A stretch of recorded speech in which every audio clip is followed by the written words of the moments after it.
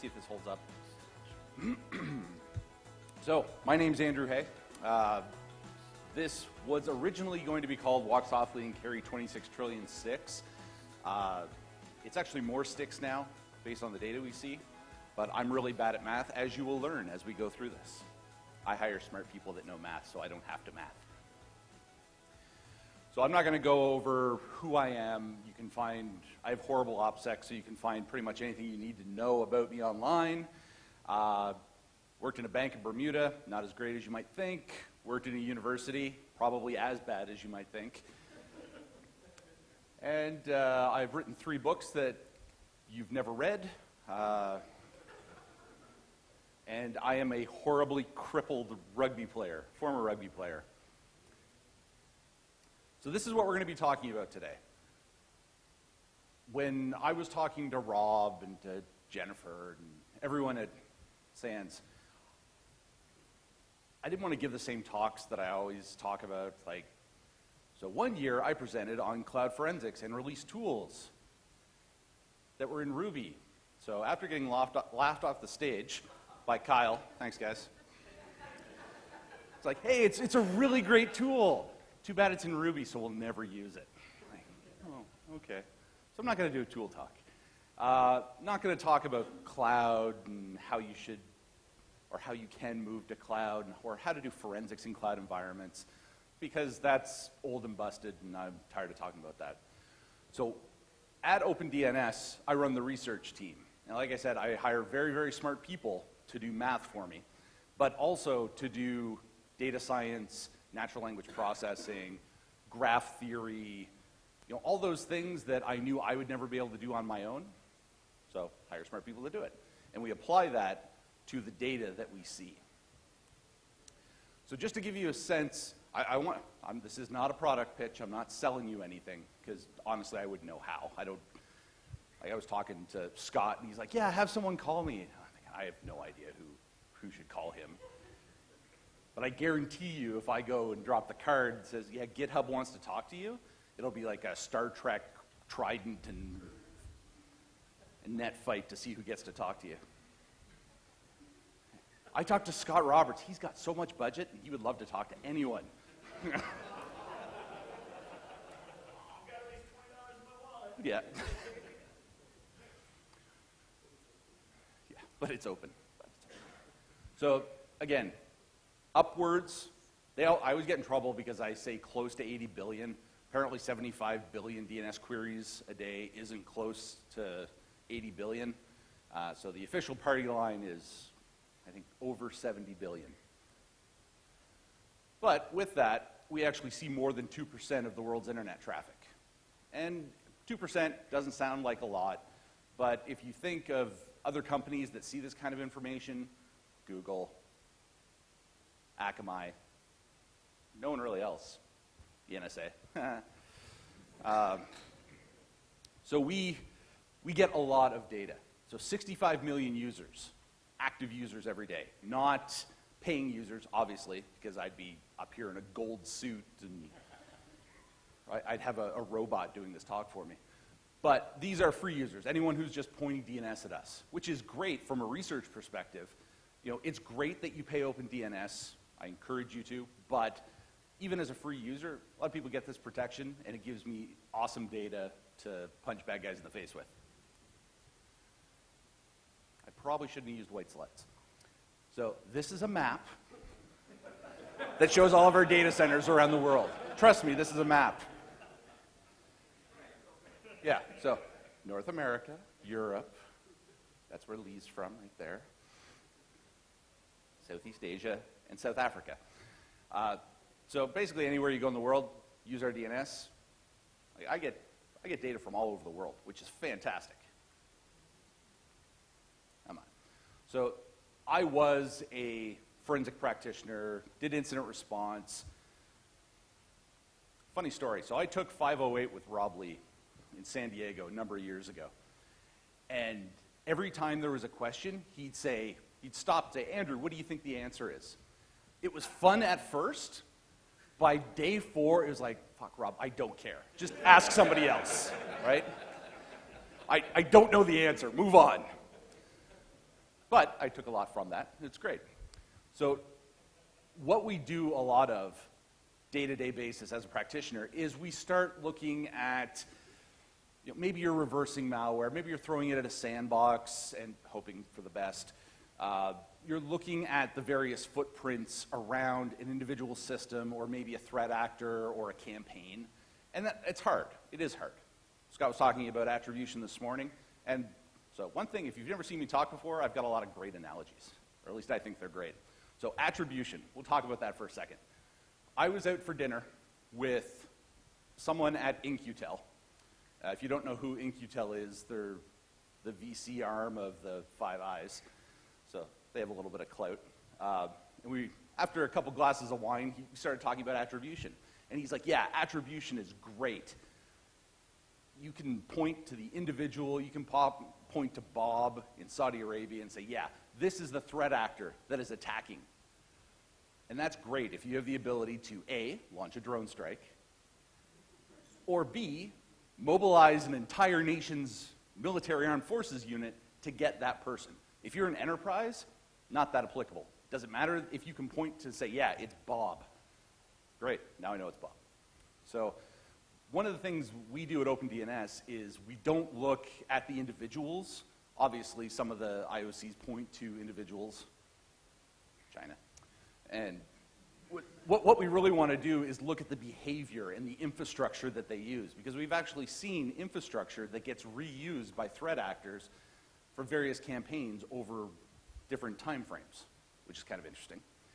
And the presentation was originally going to be about the 2014 findings, but in looking at some of that stuff, we've talked about it so much, the data started to get stale, and we've done just a ton of stuff in 2015. So this is, first half 2015, what we've done so far.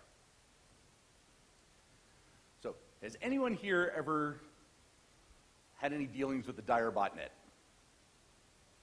It's fun. It's fun stuff. If you're not familiar with it, typically distributed, cut well, spam emails. There's different variations and different runs on how you can get this, get infected with this bot. Originally made to harvest credentials, traffic interception, all the goodness. But what's interesting, so this is, it's well-known malware. But what's interesting is when we started to apply graph theory and force-directed models to all of the different domains that are queried with related to a certain run or a certain campaign of the DFIR botnet, we saw a really interesting pattern. And I will be the first to tell you that I just happened upon this. I hit go in our visualization tool, and I'm like, hey, that's a pattern. That's weird. There must be something wrong. And then I ran it against another data set from a different set of binaries and different callouts, and it had the same pattern. So this is what it looks like.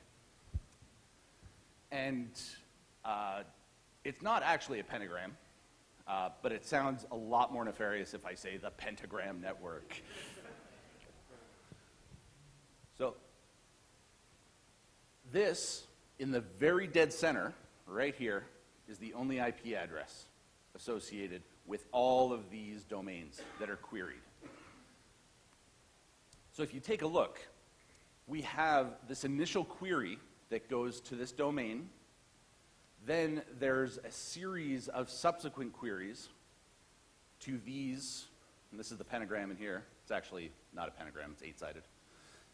But again, pentagram sounds cooler. And it's not as scary to say, the ice cream botnet. So we're sticking with pentagram. And then at the end here, this is the last query. So this is the dropper. This is where the story stops. So what we don't know is the repeatable pattern. So we know that this is one query.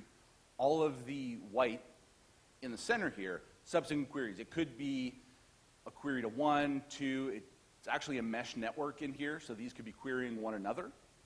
Or the way the force-directed model is built and the, what's the word I'm looking for?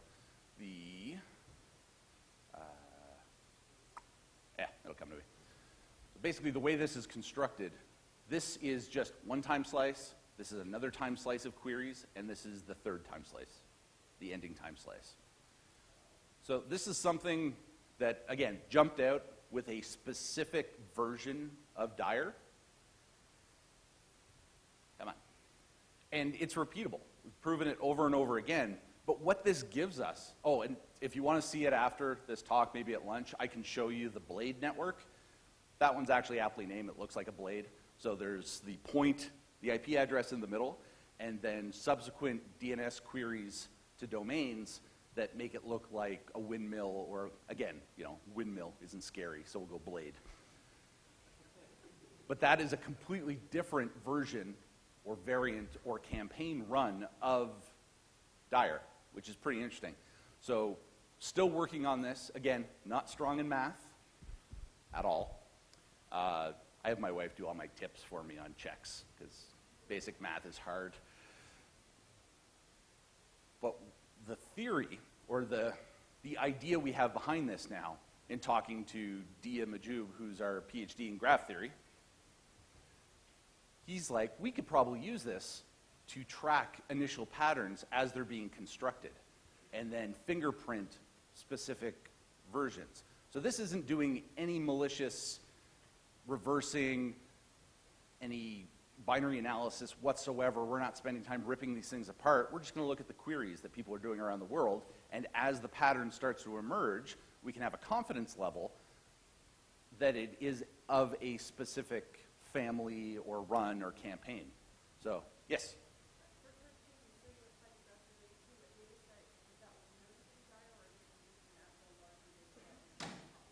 It actually emerged as a combination of malware, but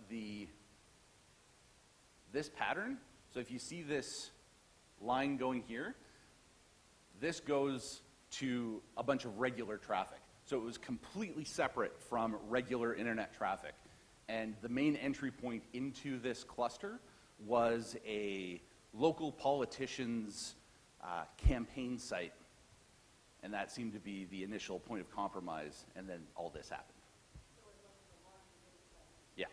It was, I think this was a data set of roughly 10,000 domains and IPs and ASs. So it emerged like immediately. So DGAs. Ever know what a DGA is? Domain generation algorithm.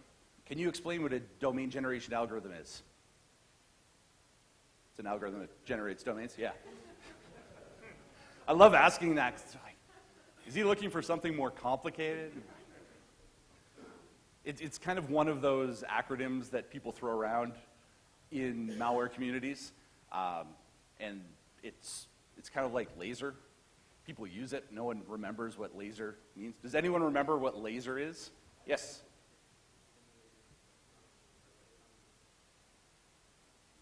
Is that right? Does anyone know? Stimulated electron radiation. Was that a requirement for troopers to know that? Or? Oh, that's true. Yeah.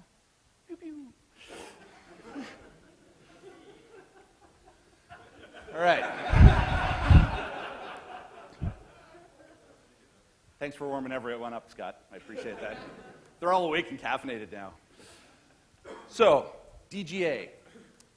It looks like a domain that this guy on the right is typing.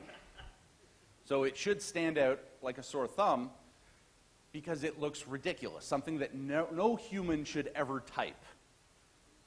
So there's typically a seed, whether it's a timestamp, date stamp, a hard-coded seed that the campaign owner is using, but it's not used for malware. Kevin. So Kevin works with me. He was even telling me this morning, like Marketo. Has anyone ever gotten a Marketo email where it's like mkr.to and then this long thing of gobbledygook garbage? That's a DGA, but it's not a malicious DGA if you're in marketing. If you're on the receiving end, it could be considered bothersome. But there's a lot of domains where they just spin things up, like, okay, I'm going to register a whole bunch of domains for a specific campaign, a legitimate advertising campaign or mass mailing, again, legitimate, and then they just get rid of them after. So legitimate, illegitimate, most of them are bad. They should at least alert you that, hey, something's going on here because we need to look at this. This isn't something a human would type. Very typical DGA-based malware, command and control samples. I apologize if you can't see this. Just trust me, you would never type these in manually. So what we've been doing with DGAs is, again, being able to fingerprint these. We have the regular chain structure. So this is all done in Open Graffiti, which is our 3D open source visualization tool for any data. There'll be links at the end of the session. But the key things to note here, so all of the nodes are domains in this instance. And then all the connections are the associated co-occurring domains.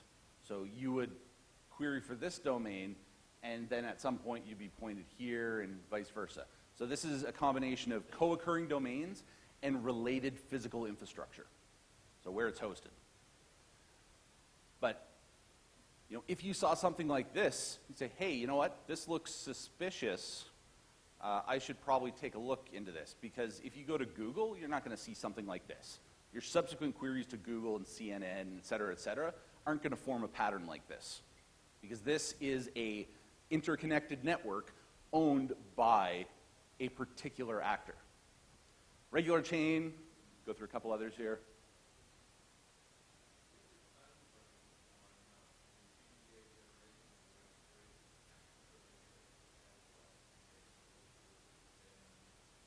Well, so we have a whole bunch of algorithms that are looking for the complexity and the frequency of character uses. I often joke that, aside from the Welsh language, there's not a lot of, 20-letter words where there's one vowel. So that's kind of an indicator that, hey, this, why would someone create a domain like that? But, complexity, entropy associated with the naming and the distance of the different characters and the groupings of characters. Those are really good indicators, and we have a scoring system to say, how likely it is a DGA or how likely it is not. So they pop very quickly. So we get, we start analyzing this data as it comes in. So if you figure every hour we're looking at the 70+ billion queries and then looking at applying that model to these, they pop to the top really quickly. Does that answer your question, or was I going down a different path? Maybe? All right.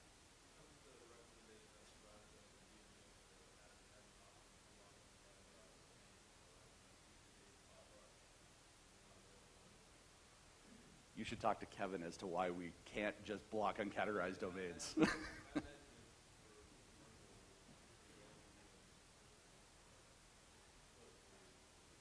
Yeah, well, it's a very hard, we can talk about it after, it's a very hard thing to do, just like a blanket.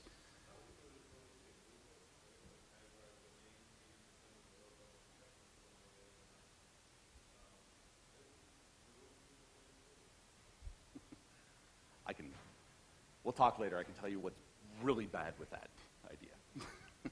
How that could backfire. So, of course, the video ran out. All right, that's fine. This is why I have a 750 meg PowerPoint, by the way. A regular chain doesn't look like the regular chain, a little sporadic.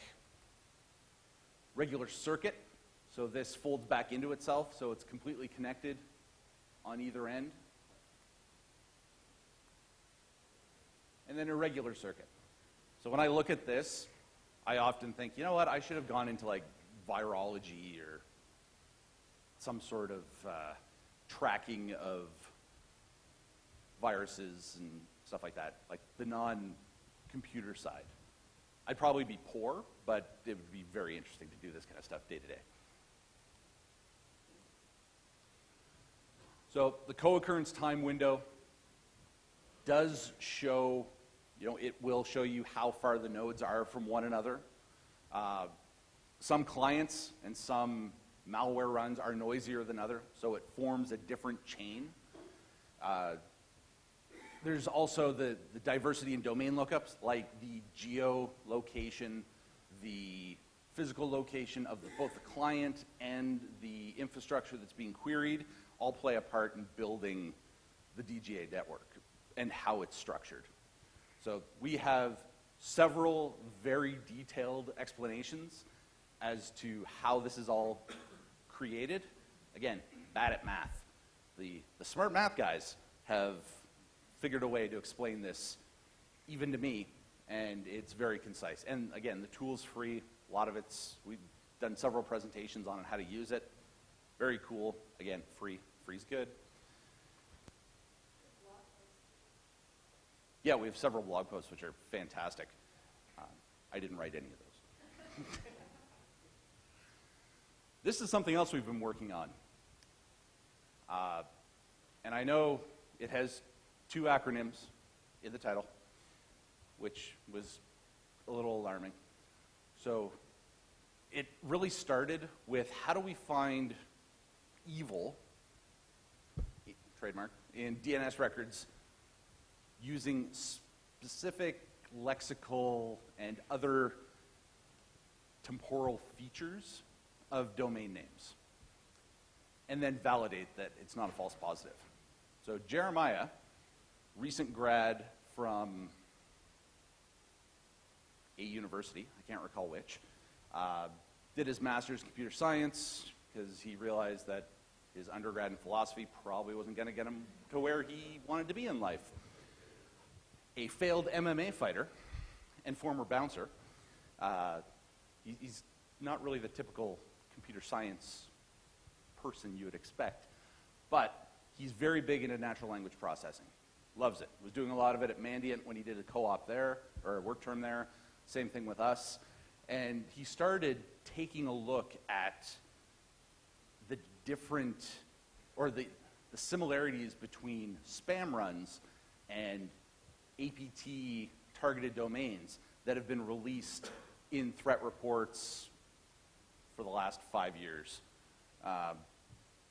So patent pending, which is kind of cool. The lawyers are like, yeah, we can patent this, no problem. Like, wow, cool. So when you're trying to get customers, or targets, to click on a link that is malicious, I guess they consider them customers. There's probably no Yelp reviews for malware runs. Stole all my data in a timely manner. Commodity phishing, just like a lot of the APT domains that get registered and the email formats, follow the interests of the targets. So banking, news, social networking sites, reset your password. The previous company I worked at, we actually had someone come in and do a whole bunch of phishing runs just to try and do user education. And the one that worked the best was an email talking about how this individual's policy has changed and their medical coverage may not cover their family. So he had a newborn baby about 2 weeks prior to that email. Now, I don't know if you've ever looked at phishing campaign or phishing test results, but usually you don't see the same individual click the link 15 times. That seems like he was really upset. He's like, I thought that I was losing my my coverage for my family. Like, yeah, that was a very great targeted campaign.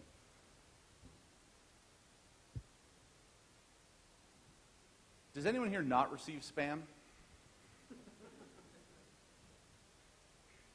Yeah, we're just used to it now. And these are really a lot of the big players that we get spam from, except, no Saudi princes in here or someone trying to smuggle money out of the country. Yeah, we get emails associated with these companies, these well-known brands, every day. I think my spam, just my personal Gmail, I get about 800 pieces of spam a day. I don't know if I piss someone off and they sign me up for a whole bunch of things, or just, yeah, thanks, Scott. But I get a lot of spam. So very high-level overview of the process that we're applying to these domains. We look at autonomous system filtering. I'll explain that in a minute. Actually defining a malicious language, and then looking at the content. So these three in combination help reduce false positives, which is great. That's what you want, right? So if you've ever looked at any of the malicious domains, not a lot of people, when they get a link, they look at the domain, or the URL, and say, I wonder what IP address that's associated with. Go check, oh, I wonder what autonomous system that's associated with. We would be, if you could make that easy, that'd be great. You'd stop a lot of problems, because if someone's trying to get you to click on a Microsoft password reset, and it's hosted in Kuala Lumpur, where Microsoft has no presence whatsoever, probably shouldn't click it. Or Russia. There's a lot in Russia. I don't want to slam the Russians, but stop allowing so many bad sites. If you've ever looked at network indicators and where they're being hosted and the autonomous systems they're associated with, these are the top 10 that we keep seeing over and over and over again. One that you may not, number 3. We just kind of shake our head at work, like OVH. Yeah, it's hosted at OVH. It's bad. This one, however, it's one of the biggest hosting providers in North America. A lot of high-profile brands host their stuff there. I've got a blog post on that where it's, a lot of the top brands have their hosting in that data center, or data centers around North America. But if you take anything away from this talk, if you ever see anything hosted at OVH, be suspicious. I hope Frank's watching. Coworker of ours went to OVH. So once we know the autonomous system, whether it's valid or invalid, it gets a score. Then we move on to the next part, where we're going to do text metrics. So this is where we get into the actual machine learning and natural language processing, and any other buzzwords that you want to apply here. So because APT domains, and trust me, it kills me to say APT so often in this session, they have very similar lexical features to spam domains. And what I mean by that is if you look at the bigrams and trigrams associated with how everything is constructed, you see a very interesting pattern emerge. So in hindsight, I probably shouldn't have made those light green, but we see a lot of extracted words using stemming and things all the time, like game, online, auto, support, Yahoo, login. And you'll see these in a lot of the spam domains where it's like Yahoo-something, Yahoo-security. They've been using security a lot lately. It's like, oh, security, I should click that. That's important. I'm in security. That must be for me. But what we see is a lot of like brand name plus an action word or dash action word. Sometimes it's combined together. And then a top-level domain. What we haven't really looked at, and that we should look at, is the frequency at which a specific TLD is used and correlate it with when that domain goes on sale. If you've ever signed up for a domain or registered a domain, you probably, like me, get emails saying, oh, we've got a special today, get.xyz for 99 cents. So as those emails come in, I want to start looking at to see if there's an increase in these types of campaign runs with a specific TLD and see if it correlates to price or geography. So looking at Kyle, what's that APT Notes repository? Is it just APT Notes? Okay. Yeah, if you ever want to get every document from a publicly released APT report from a vendor or some government agencies as well, I think are in there, the TLP green stuff. You can download and extract all the domains and IPs and all your IOCs. But if you look at like Dark Hotel, Carbonac, APT1, you see this similar pattern of company name and then an action word. So you probably can't read this. AdobeUpdates.com, AdobePlugs.net. I realize I'm getting closer to the mic as I lean down. Update-java.net, Adobe-update.net. So these lexical features, they keep happening. And these aren't just commodity spam runs. These are categorized through thorough investigation that they are associated with threat actors that are not, they're not China. Not China. Yeah, they ain't not no China. So once we have this corpus that we've created with these different combinations, or the features that we're looking for, we can pick these off with our custom dictionaries. So we have a brand name dictionary. So we're looking at a lot of technology companies because they're being hit the most with these APT style domains and phishing domains. And then we just start adding the stemmed words. So like secure, updat, install, support, you name it. So if we take a look at what we're looking, if we were analyzing these by ourselves, not in a programmatic fashion, we might spin up Tor, visit the site in a sandbox, see what sort of interactions occur. Then we just kind of take a look and say, yeah, it's probably bad or it's probably good, and then move on. I still get, and you probably get emails all the time where it's forwarded saying, does this look legitimate to you, or should I click on this? I get those all the time. I'm on the research team at OpenDNS, and I get these from employees at OpenDNS. These should be going to the security team. I recommend that if you get these emails going forward, just send them to Scott Roberts. You got his email from the last session. He has, not only does he have budget, he's got ample time to look through these things. He can answer any email, it's fine. So this doesn't scale well.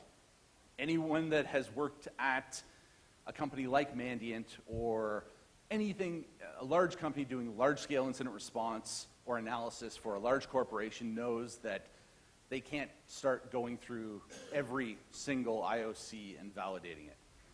What is it you were saying yesterday, Kyle? That, I don't want 1,000 IOCs, I just want the one that, oh, that was Scott.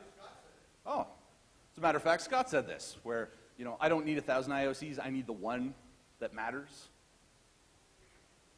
Needle in a pile of needles. Hard to find. So if we can automate and reduce some of the manual work, that's great. Awesome. So you can't see this, but you can see it on the PDF when you get it. If we look at some of the Apple phishing sites, we see links to the legitimate Apple site. We also see images. So lazy attackers will pull the most current image from the legitimate site. This isn't new. Like, this isn't groundbreaking that attackers are linking to live sites. But one thing we're seeing more of is people using tools that scrape the site and then spin up the clone site. This thing feels like it's going to fall. If you look at this, do a Google search for that sometime. There's also a bunch of other tools where they've indexed the headers of a bunch of different websites, a lot of websites, and you can see all of these cloned sites. And this is just one example. You should play around with HT-Track, very cool. But what is interesting is that if someone does this, this is a lexical feature that we can ping off if we start looking at the content analysis. So if you see this, you're not going to see this on PayPal.com. I guarantee you. I guarantee you your money back. This should not be on a legitimate site. And you would hope that they'd scrub this from the production model. Because as we all know, everything that goes into production is pristine.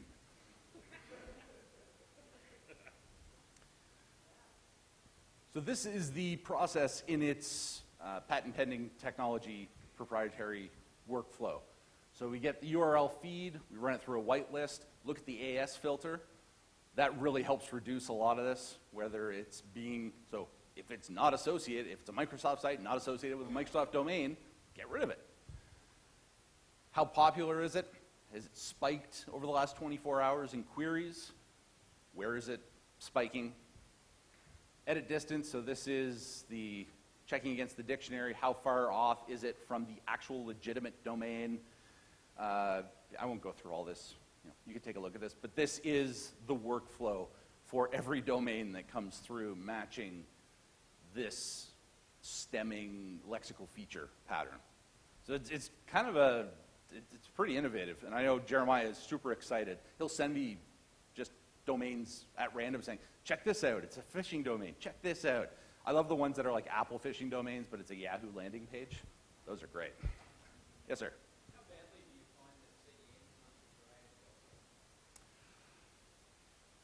I don't know so to paraphrase, so how well does that work applying ASM filtering, or how frequently does it come up, or? Yeah, I mean, if you're doing AS filtering and, for example, they're using any of the CDNs, yeah. you find that really messes up those results? It does, yeah. So using CDNs will skew the results. We haven't seen a lot of CDN use for these types of runs. There have been some like Cloudflare, Akamai not so much, but yeah, it would definitely skew the results, but not at a scale that would affect the overall effectiveness of the model, just because that would be one drop. 5 minutes? We're gonna need like another hour. That's not gonna work. All right, moving on. In training, using training sets, able to detect all of these, and then live data, finding a whole bunch of exploit kits, whole bunch of campaigns that we're tracking that aren't live yet. We've actually come up with some analysis to say, this is a domain registered by a researcher, this is a domain registered by a threat actor, whether known or unknown. And it's based on the frequency of queries from the time of registration to the first ping. So it's kind of, there's a blog on that too. So I'll go through this very quickly, because it only took 6 months of my life, so you don't need to. Yeah, we can do 6 months in 5 minutes, sure. So I was very interested. So last year, if you saw my 360 talk on IoT, I was starting to look at a whole bunch of these connected devices that could potentially host evidence that would have to be collected. It was really aimed at law enforcement to say, hey, does my warrant cover the sprinkler system? Maybe. It's not contents of the house, but the contents of the property. I'm not a lawyer, I'm Canadian, so I usually preface all my talks. Your laws don't apply to me. So I wanted to take a look at all of the data and apply this data-driven methodology to say, it's not FUD, it's not just garbage. I looked at real enterprise data because I wanted to see, I didn't care if you're using a drop cam at home, that's fine. But if you're using a drop cam in your 10,000 person company, which happens to be a hospital, yeah, that's part of my research. I want to look at that. So I looked 10,000 enterprises worldwide, sanitized all the data. I bubbled it up to industry vertical, because that was really more valuable than just the individual company, and used a whole bunch of third-party tools. Meticulously calculated and recalculated by people that were good at math. I had my findings checked so many times because I was terrified that it's like, nope, that's wrong. You forgot to carry the one. So what we discovered is that IoT devices,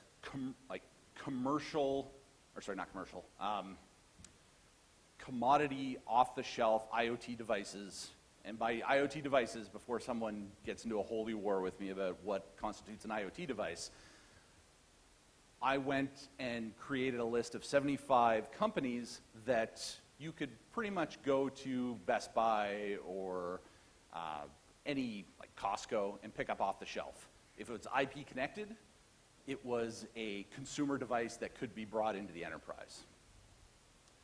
But, you know, healthcare, government, defense, financial institutions, all places that we would love to see these off-the-shelf devices. So very small subset, like I said, 75 or so, because, you know, I didn't want to spend all the time in the world doing this. So here on the left, what I did was for 3 months, February, March, April, I took 1 day and 1 hour, the same day and the same hour that corresponded to when people would be working around the globe. So there was a little bit of overlap. And just looking at the raw queries, 561,816 DNS queries for IoT infrastructure. So whatever your device beacons out to. Filtering that just through enterprise customers, and this was just based on, you know, who was paying OpenDNS as an enterprise customer, got it down to 68,044 queries. Totally manageable. 56 industry verticals, some of which might scare you. Oil and gas, again, defense, insurance. There's other ones we didn't have a one-to-one mapping for. 20 minutes? Cool. Awesome. Just to highlight some of the big domains that popped out, updates.logitech, if you've ever configured a remote control on your work laptop and you bring it in, this thing pings out the internet constantly. Axida, they got bought by PTC. Hub Samsung Apps, this is where you get a lot of your content for your mobile devices. So, just the highlights. Amazon, biggest hosting provider. Fastly, CDN, a lot of IoT vendors are using Fastly to accelerate their product delivery. Yes, this is the DuPont. Apparently, they have a cloud company / infrastructure. I did not know that. What's interesting is that Samsung, Dropcam, and other IoT devices are being hosted there at DuPont. I didn't know they had a cloud when I started looking at this. Top countries, Spain, Denmark, Great Britain, Canada, and the US. Notice no China, India. Actually, those countries didn't even show up on my results, which I was very surprised. They're not hosting the infrastructure. If we look at the internet neighborhood quality, and I explain this a lot more in the paper, we found over 15,000 domains that were hosted, 15,000 malicious domains sharing IoT infrastructure. So same hosting provider, same IP space, same geolocation. This might make you reconsider connecting your Samsung device to the Wi-Fi in your boardroom. Notable observations, Nest thermostats, Dropcam, Samsung smart TVs, Western Digital MyCloud drives. Yeah. Alarm systems, yep. A whole bunch of freak vulnerable, energy media. These were mostly Western Digital hard drives that we're calling out, some of which were from energy companies. This one isn't as alarming, but when I saw this stat, that's a lot of queries. And if you look here, the thickness of the ribbon, these MyCloud storage endpoints, 30 were vulnerable, but higher ed, if you go down here, government, hospitality, you know, people are going to Costco and buying these things and letting them query out to the internet. Does anyone here own a Samsung Smart TV? Is it connected to the internet? Here's how chatty they are. So if you take a look here, these are all the industry verticals that we're querying. Look at some of the domains that this thing just queries out to. And again, you know, government is in here. Why doesn't government realize that there are Korean domains that this TV is beaconing out to over and over and over again? You know, and this is no configuration. This is powering it on, connecting to the internet. That's it. And these things just chat, chat, chat. Terrible. So, just at the end, and we'll do questions outside, because Rob's got that mad dog look on his face. Open Graffiti, opengraffiti.com if you want to play with the tool. NLP Rank, patent pending. The blog post is right here, so slide 61. Just go to labs.opendns.com. And the full report, you know, 76 pages. I assume it's what giving birth feels like, because when I was done, I felt 20 pounds lighter. I guess that'd be a big baby, 20 pounds. So, yeah, if you want to talk about IoT, happy to talk about it. Lived it for the last 6 months. And if you want to get a hold of me, hey@opendns.com for now. You can also forward to sroberts@github.com and also use the Yeah, awesome, yeah. And yeah, check out our blog. Lots of interesting posts. We don't have time for questions? No, you got people in the hall. Don't put you down, right? You're going to run without them. I'm pretty stealthy. I might be able to. You're going to be around for the week or no? No. Yeah, I leave tomorrow morning. Today or bust. Yeah. Thank you.